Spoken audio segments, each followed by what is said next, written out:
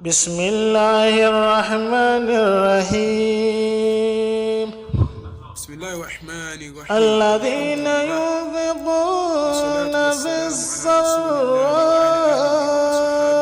والضراء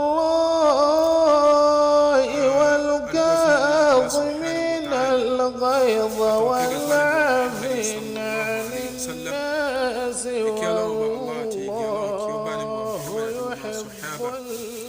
kí ó lè bá gbogbo ọmọ ìyá nínú ẹ̀sìn Islam. صدق الله العظيم. A kí gbogbo wa kákó ìpalẹ̀mọ́ oṣù Ramadan kí Ọlọ́run bá Allah kí ó jẹ́ ìṣẹ́gbẹ́pọ̀ láyé kó má ṣe eléyìí ní àṣemà. Èyí ni ọ̀rọ̀ níwọ̀nba ìṣẹ́jú méjì sí mẹ́ta lórí oṣù Ramadan. Ntẹ́mi kà fẹ́ sọ nínú ẹ̀ ni pé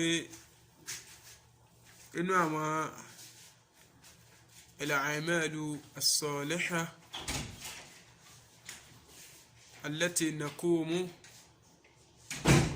biha fi dhaka ash-shahr al-mubarak minha an-nafaqa.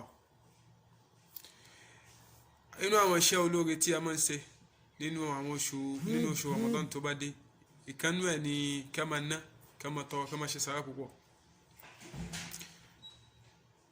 A sì wo àsìkò tí a wà yàrí pé àsìkò kan tó le tí kò fẹ́ ń sí. Tẹ́lẹ̀ yóò bá pé yóò ní kò sí oúnjẹ tá jẹ o, tẹ́ntọ́ múná bá pé kò sí oúnjẹ tá jẹ o.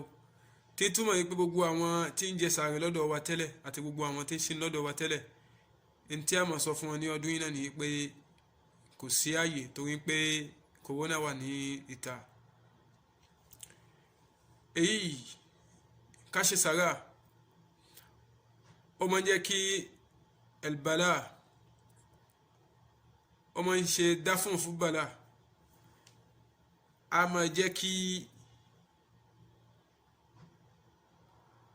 n tí ń ṣẹlẹ̀ kó stop kó dópin. Ká gbìyànjú ká ṣe nú kò sí yìí pé a tó gbìyànjú àṣẹ sàrà àfáwọn aláìní tá a ti fún tẹ́lẹ̀ a tó wá padà fún wọn nínú bó ṣe le tó yìí náà, oore ńlá ni látọ̀dọ̀ Ọlọ́run. Ẹ jẹ́ mú àhàdíìsì kan wá torí ìfẹ́ sọ̀rọ̀ púpọ̀. Hadith náà tí Ànábì wa Muhammad sallallahu alayhi wa sallam ó ní ma min yawmin yusbihu fihi al-ibad, ó ní ojúmọ́ kan ò ní má lójúmọ́ tó já sí pé yusbihu fihi al-ibad tí ọmọ èdè èèyàn ń jí, tí ẹrú Ọlọ́run ń jí lójoojúmọ́ yìí, illa yanzilani al-malakan, àyàfi kí màláíkà méjì máa sọ̀kalẹ̀. Wa yaqul ahaduhuma, aláàkọ́nù màláíkà yìí iṣẹ́ táwọn méjì fẹ́ ṣe àkọ́kọ́ iṣẹ́ tẹ́ni ẹni àkọ́kọ́ máa sọ ní pé Allahumma, ìrẹ́ Ọlọ́run o, a'ti munfiqan khalafa, Ọlọ́run gbogbo ẹni tí ń ná, tí ń gbìyànjú, tí ń fáláìní, tí ń yọnu owó ẹ̀ tí ń fún wọn, khalafa, jẹ́ kí owó ni máa ní àdìpẹ̀lẹ́, máa bá wa jẹ́ kí owó yẹn máa lékún. Wa a'ti mumsika, wa qala al-akhar, ẹlẹ́ẹ̀kejì inú àwọn màláíkà ni méjì tó wá ní, ẹlẹ́ẹ̀kejì tó wọ́n máa sọ ní pé o Allahumma a'ti mumsika talafa, Allahumma a'ti mumsika talafa.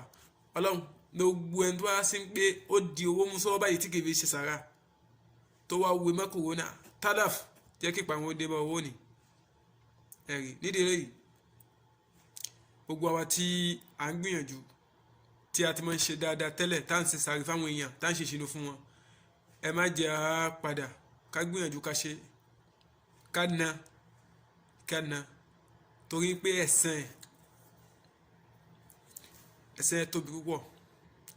Lóòótọ́ ni pé kò sí nǹkan kan lásìkò yìí, wọ́n ní o má jáde, a sì sí lórílẹ̀‐èdè tí wọ́n ti fún wa lówó oṣù tó ń tí wọ́n ṣe ní á má jáde nìtó. Ṣùgbọ́n fa iza azamta fatawakkal ala Allah, tó o bá ti pinnu pé ó ṣe nǹkan kan o, Allah ni o gbọ́kànlé. Tó bá ti gbọ́kànlé Allah, ó rí pé gbogbo ohun tí o fẹ́ máa ṣe ó máa rí ọmọ pàṣẹ ń bẹ̀ ó rí i pé gbogbo tó fẹ́ máa ṣe ni yóò máa já sí rọrùn yóò máa já sí rọrùn yóò máa já sí rọrùn ẹ̀rí nídìí eléyìí kí ọlọ́run أنفقوا لله ما لا يجزيكم أجرا جميلا